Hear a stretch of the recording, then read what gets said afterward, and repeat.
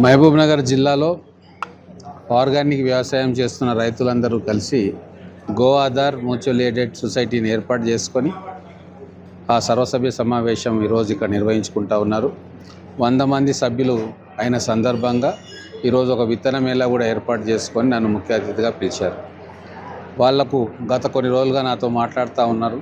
వాళ్ళు పండించిన పంటకు మార్కెటింగ్ సౌకర్యాన్ని పెంచుకునే విధంగా కార్యాచరణ ఉండాలని చెప్పి వాళ్ళు కోరడం, అలాగే పట్టణంలో ఏదైనా ప్రముఖమైన స్థలంలో షాపులు వాళ్ళకి ఇస్తే వాళ్ళు చుట్టుముట్టున్న రైతులందరూ కూడా వచ్చి అక్కడ వాళ్ళ ప్రోడక్ట్స్ను అమ్ముకుంటారు.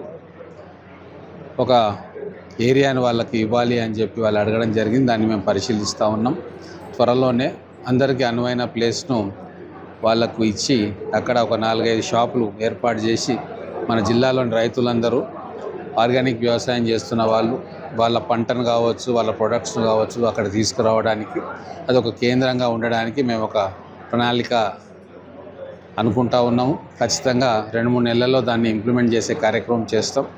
ఈరోజు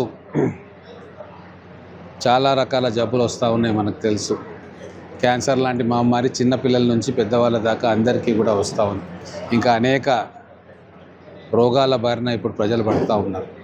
వాటిని నివారించాలన్నా లేదా తగ్గించాలన్నా ఖచ్చితంగా ఆ రసాయనాలు శరీరాలకు పోకుండా ఉండడానికి ఆర్గానిక్ వ్యవసాయంలో పండిన పంటను తీసుకుంటే ఖచ్చితంగా ఆరోగ్యం బాగవుతుందన్న ఆలోచన ఈరోజు చాలామందికి ఉంది. రైతులు కూడా చాలామంది స్వచ్ఛందంగా ముందుకు వస్తూ ఉన్నారు. లాభం రాకున్నా సరే మంచి పంటను అందించాలా,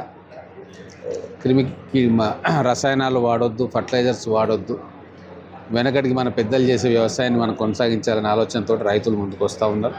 వాళ్ళకు సంపూర్ణంగా సహకారం అందించడానికి మేము సిద్ధంగా ఉన్నాం. రాబోయే రోజుల్లో రైతులు, మేము, అధికారులం కలిసి ఒక మంచి కార్యాచరణతోటి పంట పండించే రైతులకు గిట్టుబాటు అయ్యేటట్టుగా పట్టణంలో ఉన్న 3 లక్షల జనాభాలో కొద్దిమంది అయినా సరే ఈ ఆర్గానిక్ పంటను వాళ్ళ ఇండ్లలో తీసుకొని పోయి వండి పిల్లలకు పెట్టుకోవడానికి ఒక మార్కెటింగ్ సౌకర్యము, అవేర్నెస్ ప్రోగ్రామ్స్ ఇవన్నీ కూడా ఒక కూర్చొని ఎట్లా చేయాలి, ఏం చేయాలని ఆలోచన చేసి ఒక పక్కా ప్లాన్ తోటి ముందుకు పోతే ఖచ్చితంగా మనకు రిజల్ట్ వస్తుందని చెప్పి నేను భావిస్తూ వాళ్ళకు సంపూర్ణమైన సహకారం అందించడానికే మేము సిద్ధంగా ఉన్నాం.